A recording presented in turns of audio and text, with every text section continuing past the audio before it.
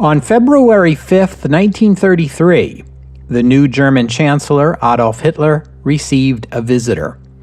It was Baldur von Schirach, head of the Nazi Party's youth organizations.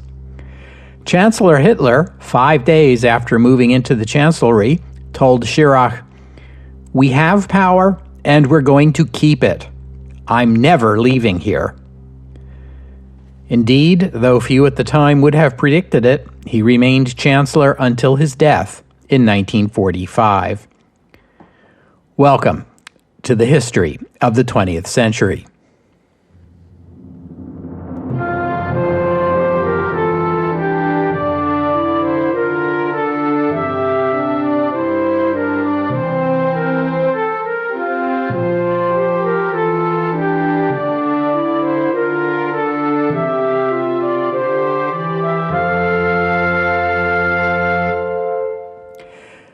Episode 270, The Reichstag Fire. When Adolf Hitler was offered the chancellorship, at the head of a government of mostly ministers who were not National Socialists, he accepted the offer on the condition that another general election be held. The deal was made, and President Hindenburg called the election for March 5th, barely a month in the future. Germany had already seen 2 general elections in 1932, plus 2 rounds of presidential elections, plus various state elections. So a lot of elections have been going on, and a consistent thread in these elections has been that support of Adolf Hitler's party, the NSDAP, tops out in the high 30s. Enough to make it the largest party in the Reichstag, but not enough to form a government it can fully control. On the face of it, Hitler demanding yet another election was likely to become yet another exercise in futility. Why should this election produce a result markedly different from any of the other recent elections? But Hitler didn't see it that way. Hitler saw an opportunity to use his new position as chancellor to spread his message farther than ever before, win a majority at last, and gain the government he always wanted. He spoke over the radio to a national audience on February 1st, 2 days after taking office. This was Hitler's first radio address. It had to be vetted by the cabinet, so it was not a full-bore National Socialist speech. It was a declaration of the new government's priorities. Even so, it contained much that would have been familiar to anyone who had heard Hitler speak before. He denounced the German Revolution of 1918 as a betrayal and dismissed the Weimar Republic as 14 years of Marxism that have brought Germany to the brink of ruin. In deference to his conservative coalition partners, he spoke of traditional German values and called for unity. With regard to foreign policy, he called for German equality with other nations, but also pledged peace. It was an uncharacteristically moderate tone for Hitler, and some listening might have concluded that accession to power had forced him to dial back his extremism. But when he went into campaign mode, when he spoke only for the NSDAP and not for the whole government, Hitler very much returned to form. The unofficial National Socialist slogan for this campaign would be, "Attack on Marxism." This election would indeed be different. First of all, the government persuaded President Hindenburg to sign what was titled a Decree for the Protection of the German People, which empowered the government and the police to restrict the press and ban political gatherings. Hitler's government used the new powers to hamstring the German Communist Party, the KPD, and the Social Democratic Party, the SPD. Second, the NSDAP would have access to German radio broadcasts for the first time. Hitler and Goebbels worked out a system in which Hitler would give speeches before a live audience, which would be carried over the radio, along with commentary by Goebbels. They were an effective 1-2 combination. Third, Hermann Göring was making full use of his position as acting Interior Minister of Prussia to purge the local police organizations throughout that state of officers sympathetic to the left. And allow me to remind you that Prussia constituted about 60% of Germany at the time, so we're talking about most of the German police. A directive came down from Goering calling on all police to oppose organizations hostile to the state, by which he meant leftists, and encouraged the police to use their firearms, pledging that any officer who did would be protected regardless of the circumstances. To put it plainly, Goering had told the police it was open season on communists and socialists. Meanwhile, the other right-wing parties in the coalition, the German National People's Party, the DNVP, along with the Agricultural League, an organization of wealthy East Prussian landowners, and the Stahlhelm, the right-wing veterans group, formed an electoral coalition with some other right-wing groups and ran together in a joint list, which went by the unwieldy name of the Black, White, and Red Battlefront. Black, white, and red being the imperial colors, the colors of the German flag before the 1918 revolution. Papen led this coalition, which pledged to work cooperatively with the National Socialists. Their campaign posters showed Papen and Hindenburg with the legend, "If Hindenburg trusts him, so can Germany." On February 22nd, Goering ordered the creation of auxiliary police forces, which he claimed were needed to combat communist and socialist-inspired unrest. Large numbers of SA, National Socialist stormtroopers, along with members of the SS, which was an elite force within the SA, and Stahlhelm volunteers were deputized, ostensibly to assist the police in the carrying out of their duties. In practice, this meant the stormtroopers had free rein to do as they pleased. Violence soared with attacks on KPD and SPD individuals and groups at a level never seen before. It soon became impossible for leftist parties to assemble in meetings or conduct business. The next day, February 23rd, a week and a half out from the election, Goering ordered a police raid on the Karl Liebknecht House, the headquarters of the KPD in Berlin. Flyers and documents were seized in the raid, though nothing incriminating was found. But that didn't stop Goering and other National Socialist officials from breathlessly announcing they had uncovered evidence of an imminent plot to launch communist revolution and overthrow the German government. These claims were widely reported in the German press the following day. As wild accusations flew of an imminent leftist uprising, and as beatings and killings of socialists and especially communists became commonplace, a rumor began to circulate among the opposition that the Nazis were planning to stage an assassination attempt on Adolf Hitler and use it as a pretext for a killing spree. Supposedly, they had already drawn up lists of prominent left-wing figures they wanted murdered. At this fraught moment, with political tensions strung as tight as Germany had ever seen them, came shocking news from an unexpected quarter. On the evening of February 27th, less than a week out from the election, Adolf Hitler was relaxing at the home of Josef and Magda Goebbels. Hitler was a frequent guest at the Goebbels home, as he had no family of his own. He got on well with both of them. When they married 2 years ago, Hitler was the best man. At this moment, they had one small child, a daughter, Helga. Hitler doted on her. At about 10 o'clock that evening, the phone rang. When Josef Goebbels answered, the caller told him the Reichstag building was on fire. Goebbels assumed the call was a prank at first, but the frantic caller vehemently insisted it was not. Hitler and Goebbels headed to the Reichstag building immediately, where they found Deputy Interior Minister Hermann Göring already on the scene. The building was engulfed in flames. Police had already apprehended a suspicious figure found at the scene, 23-year-old Marinus van der Lubbe, a Dutch communist. The agitated Göring was telling everyone at the scene, Hitler and Goebbels included, that one of the perpetrators had already been caught, that he was a communist, and that the fire was set as a signal to begin the communist revolution that Goering and the Nazis had already warned was imminent.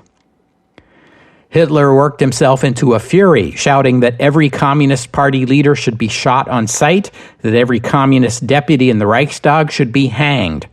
Now there will be no more mercy, Hitler shouted, not even for the Social Democrats.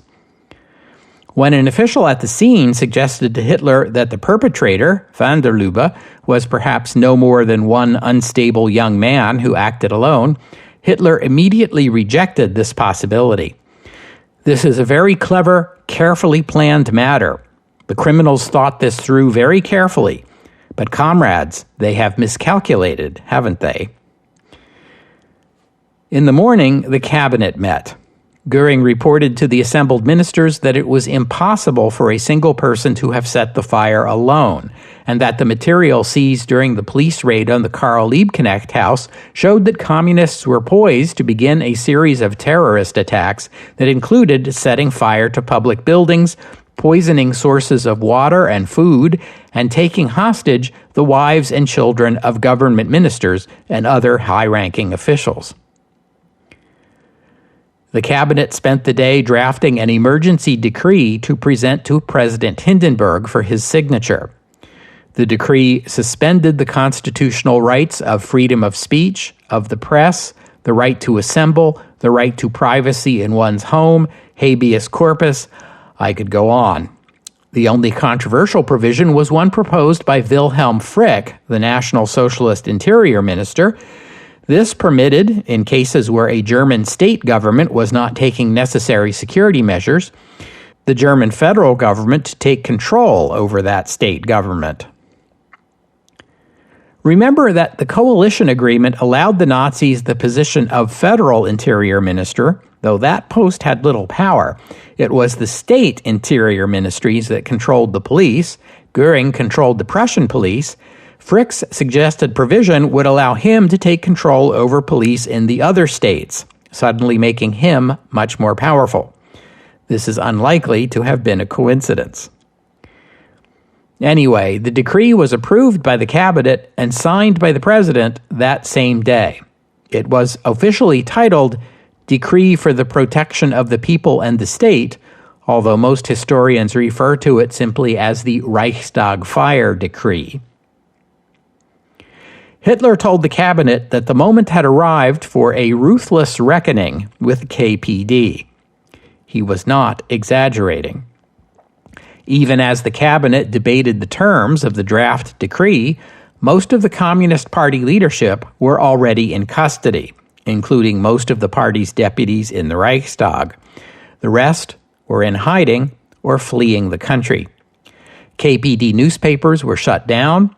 On March 3rd, KPD leader Ernst Thälmann was found and taken into custody. The man who a year earlier was assuring his members, "After Hitler, our turn," would never see the light of day again. A number of SPD leaders were also taken into custody. Remember that all this was taking place 5 days before a general election. The KPD was effectively banned. The SPD was not free to campaign. The Hitler government got plenty of press, though. Most newspapers repeated uncritically the government's claims that a communist revolution was imminent and that extreme measures in response were necessary to save Germany. Tens of thousands of members of the Stahlhelm and the Nazi SA stormtroopers, acting as so-called deputies or auxiliary police, patrolled the streets and the polling places on election day. So how did the election turn out? You shouldn't be surprised if I tell you the National Socialists were the only party to increase their vote share relative to the previous election, which was held less than 4 months ago. The biggest loser was the Communist Party, which dropped from 17% to 12% of the vote. The SPD lost 2% from its vote share, dropping from 20 to 18%. Even so, the SPD and the KPD retained their positions as the number 2 and number 3 parties in the Reichstag, respectively. The other political parties all saw tiny drops in their support, less than 1% apiece.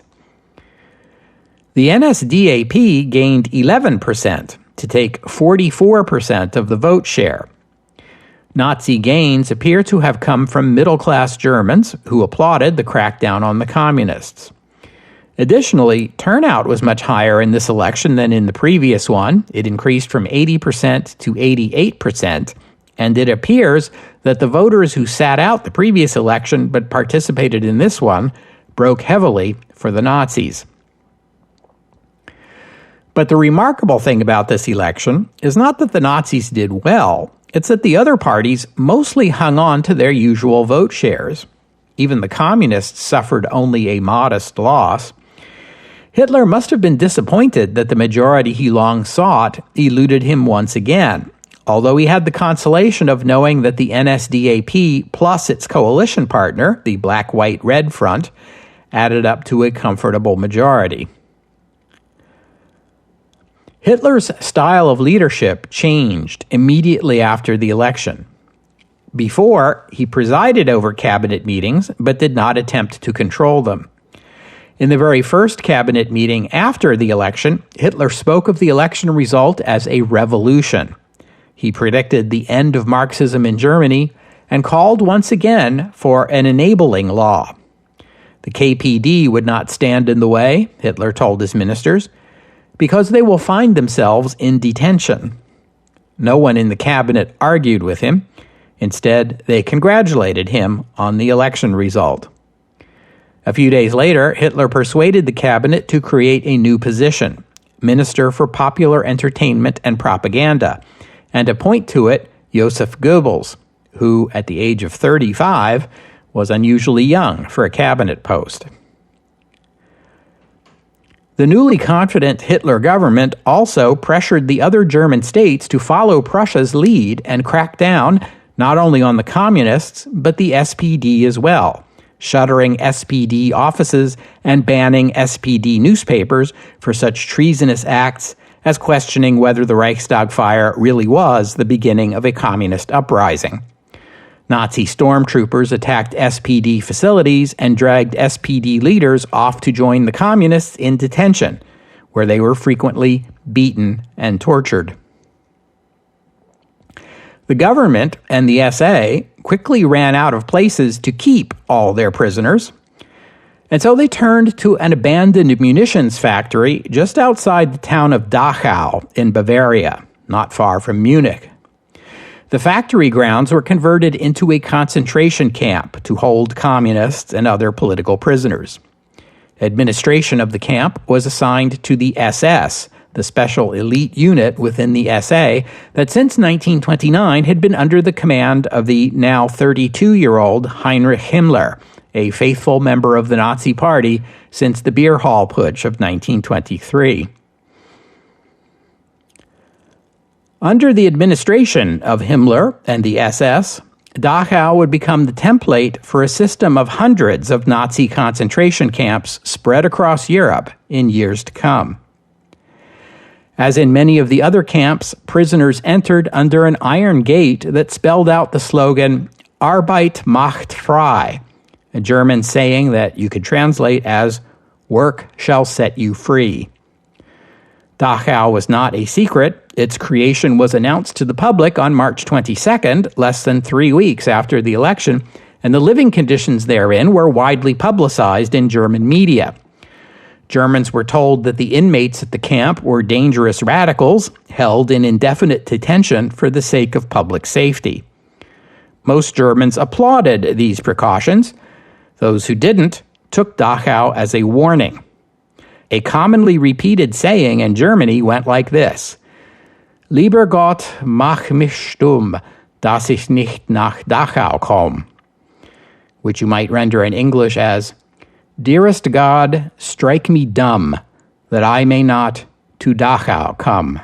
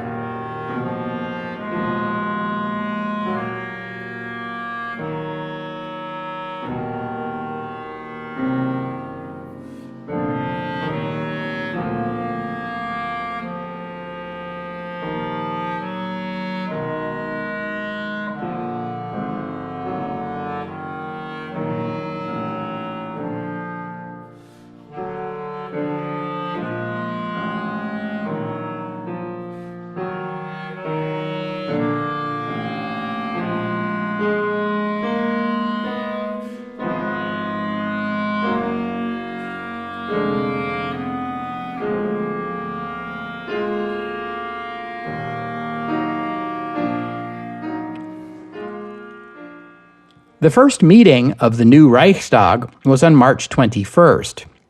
The event was organized by Germany's newly minted propaganda minister. The date had symbolic significance because it was the first day of spring, and also because it was the 62nd anniversary of the first meeting of the Imperial German Reichstag under Otto von Bismarck in 1871.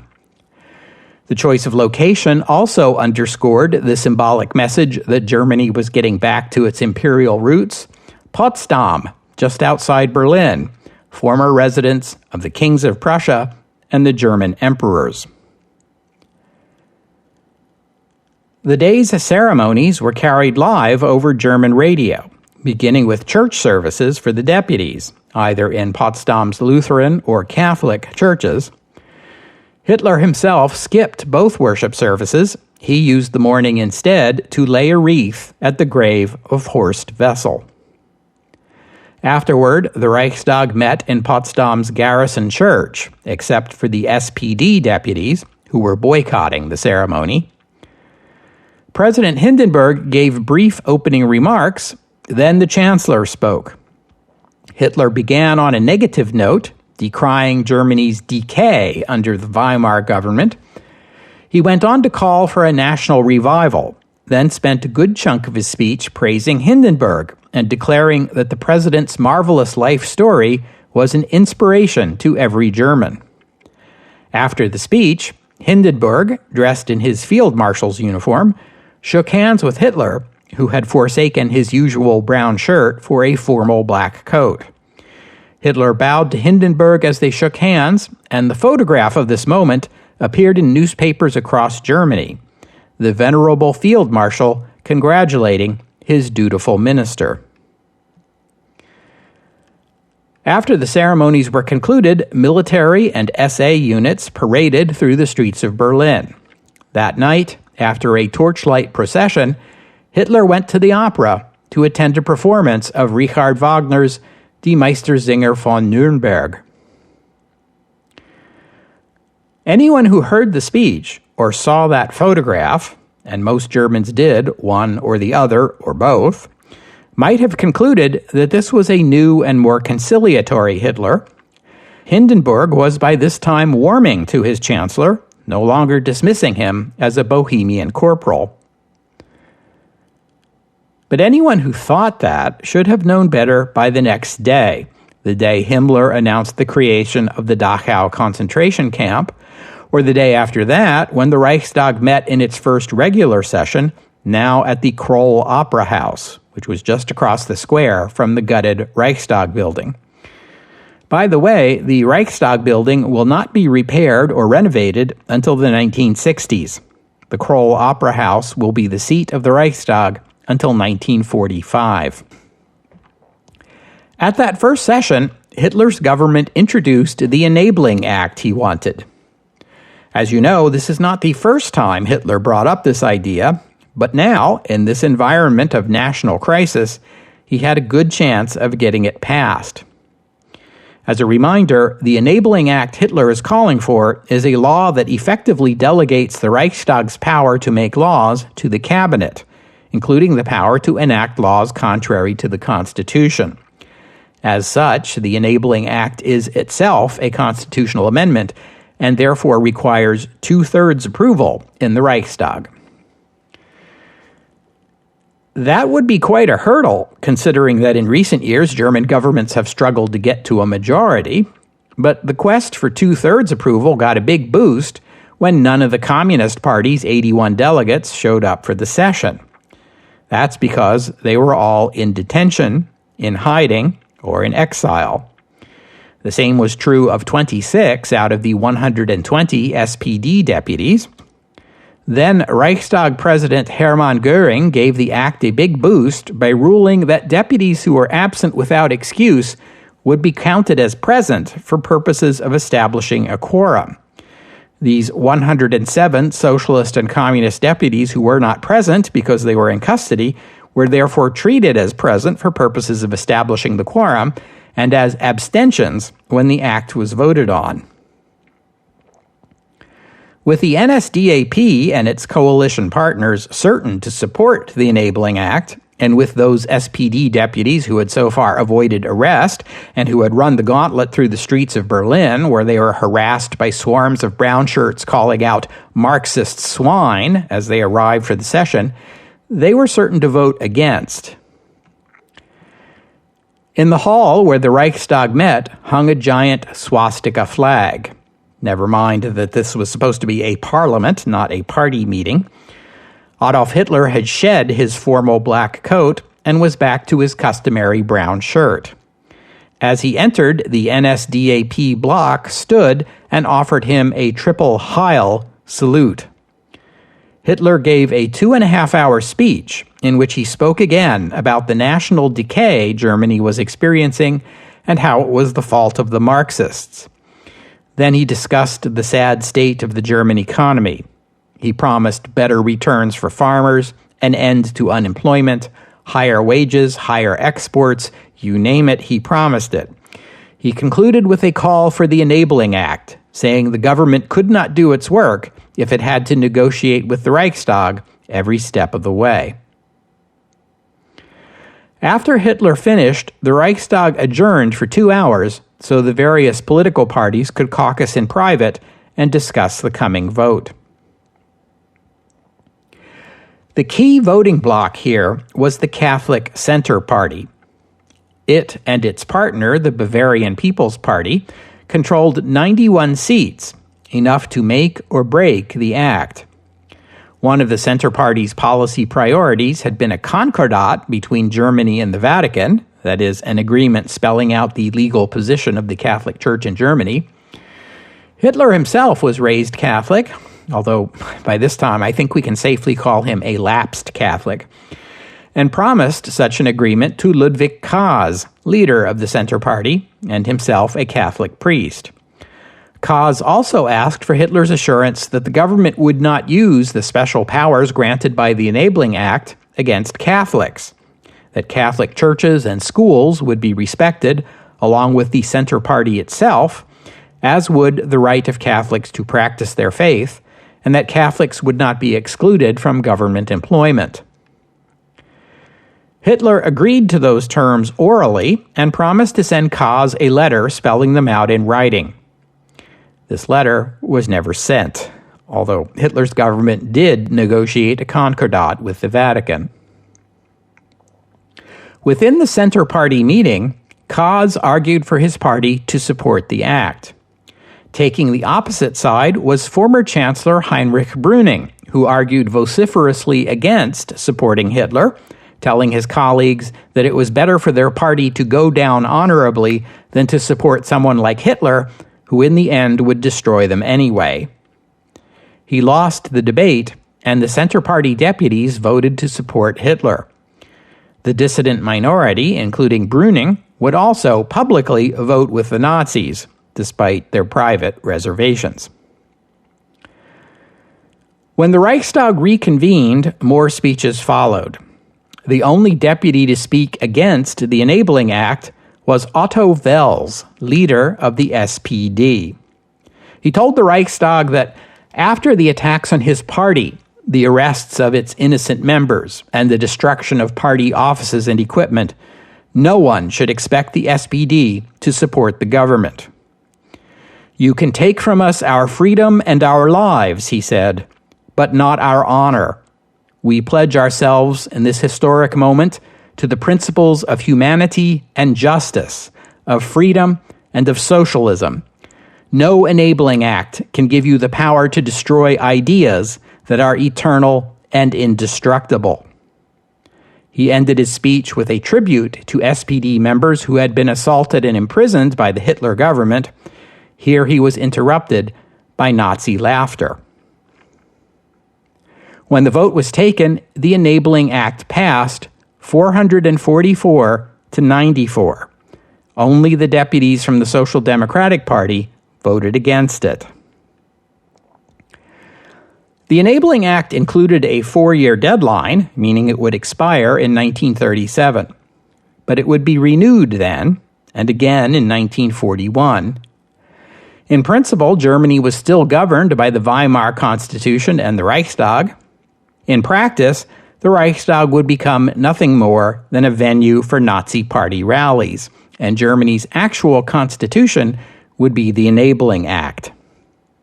Even cabinet meetings would become increasingly infrequent and eventually cease altogether. Adolf Hitler personally would wield the power of the government, the parliament, and the judicial system. From this point forward, you can safely refer to Adolf Hitler as a dictator. It's worth noting that he followed Mussolini's footsteps to reach this point, but while it had taken Mussolini 5 years to go from newly appointed prime minister of a coalition government to Il Duce, it had taken Adolf Hitler exactly 52 days. And I would like to take this opportunity to point out that the very first people the Nazis persecuted, the first ones they beat and tortured, the first they locked away in concentration camps, before people of other ethnicities, before Poles or Slavs, before political or religious dissidents, before LGBT people, even before Jews or Roma, the very first victims were communists and socialists. And when the moment had come to resist the impending nightmare, the only voices raised against the Nazis were those same communists and socialists.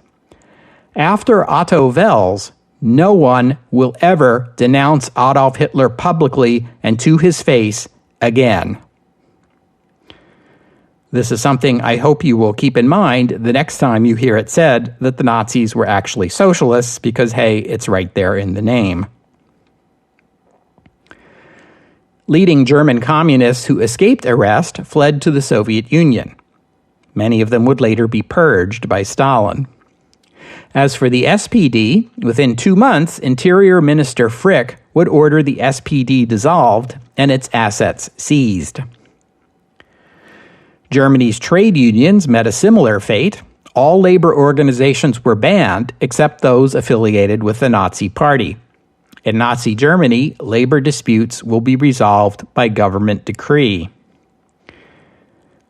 The surviving SPD leadership, including Otto Wels, fled to Saarland, which in 1933 was still under the administration of the League of Nations, there to decide what to do next.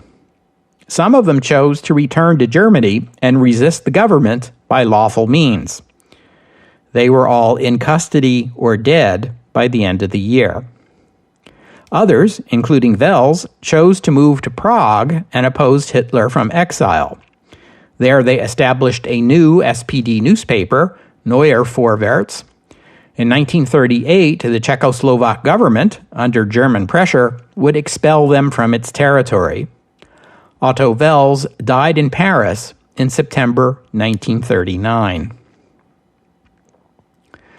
The other political parties, centrists such as the Centre Party and the German People's Party, collapsed as their members jumped ship to join the NSDAP. It took the right-wing parties a little longer, but they too dissolved or merged with the National Socialists. The Stahlhelm, the right-wing veterans organization, folded itself into the SA. In July, all political parties apart from the NSDAP were banned.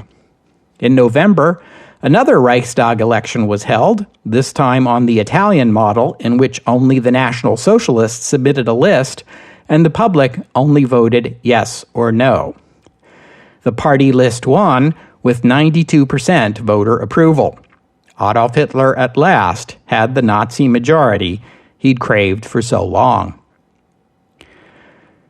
The German flag, the black, red, and gold banner adopted by the Weimar Republic, disappeared. President Hindenburg ordered government buildings to fly the black, white, and red colors of the old empire, and alongside them, the black, white, and red swastika banner of the Nazi Party. These two flags would together represent the new Germany. The reaction of the general public to all of this was mostly positive. People spoke of a new atmosphere in Germany. A sense of optimism had returned.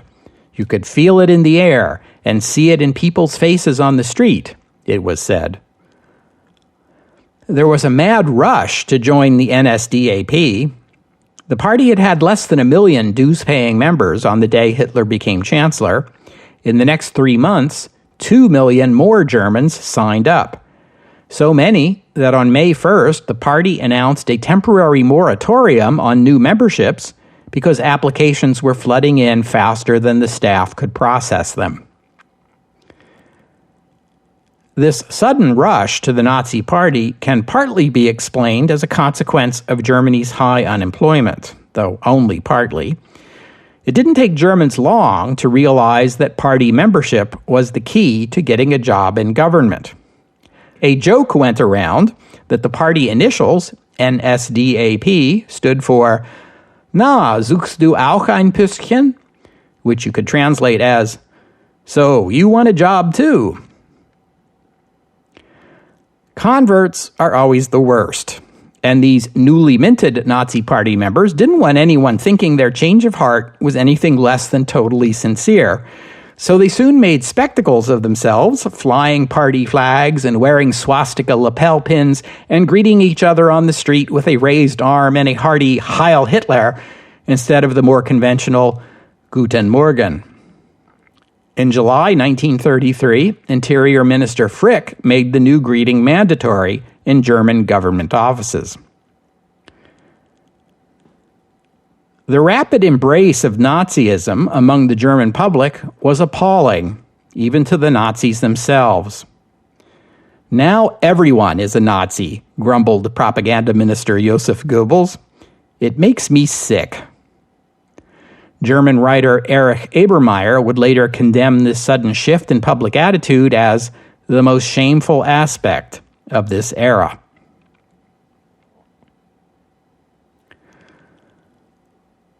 We'll have to stop there for today. I thank you for listening, and I'd especially like to thank William for his kind donation, and thank you to Sean for becoming a patron of the podcast. Donors and patrons like William and Sean help cover the costs of making this show, which in turn keeps the podcast available free for everyone. So my thanks to them and to all of you who have pitched in and helped out. If you'd like to become a patron or make a donation, just visit the website historyofthe20thcentury.com and click on the PayPal or Patreon buttons. The podcast website also contains notes about the music used on the podcast. Sometimes it's my own work, sometimes it's licensed, but many times the music you hear here is free and downloadable. If you hear a piece of music on the podcast and you would like to know more about it, including the composer, the performers, and a link to where you can download it, that would be the place to go. While you're there, you can leave a comment and let me know what you thought about today's show.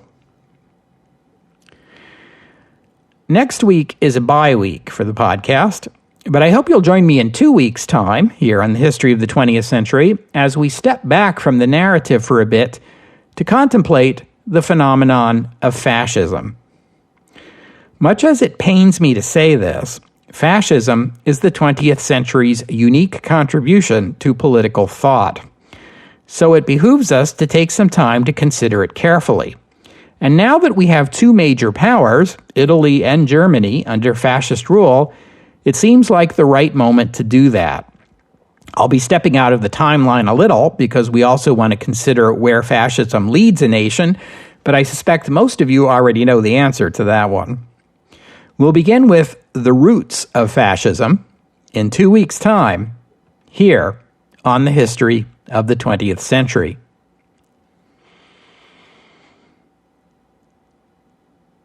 Oh, and one more thing. The fire in the Reichstag building had hardly been put out before opponents of the Nazi Party, both domestic and foreign, began accusing the party leadership of arranging the fire themselves, then putting the blame on a mentally ill young communist as an excuse to crack down on the left and suspend civil liberties just before the election. When I was a young person, growing up in the aftermath of the war, it was taken as fact that the Reichstag Fire had been staged by the Nazis for their own political benefit, and that was the way it was taught in school. In more recent times, the consensus seems to have swung the other way, that the fire was started by a mentally unstable young communist for reasons only he understood. Not everyone believes that. The timing of the fire is still suspicious. It happened during an election campaign in which the Nazis were making up stories about imminent communist uprisings. On the other hand, the behavior of the party leadership that night, Hitler, Goebbels, Goering, strongly suggests they were as surprised as anyone. But I'm struck by the fact that the Reichstag Fire conspiracy theory is what you might call the Ur conspiracy theory, the ancestor of several more to come. In our time, we use the term conspiracy theory very loosely. I'm using it here in a stricter sense of a theory that posits a conspiracy to explain something that is otherwise hard to explain. In this category, I would offer as examples the suggestion that in 1941, Franklin Roosevelt had advance warning of the Japanese attack on Pearl Harbor, but allowed it to happen, or that the 1963 assassination of President Kennedy involved a secret cabal, or that the 2001 terrorist attacks in the United States were an inside job. I believe these conspiracy theories thrive because, in a peculiar way, they are easier to accept than the truth. It is difficult to conceive how unforeseen acts, especially acts of one ordinary person or small group of people, can dramatically change the course of history and affect the lives of billions of people. The alternative explanation that these are the deeds of the powerful, doing what powerful people do, which is influence world affairs for their own benefit, is strangely more comforting than the truth.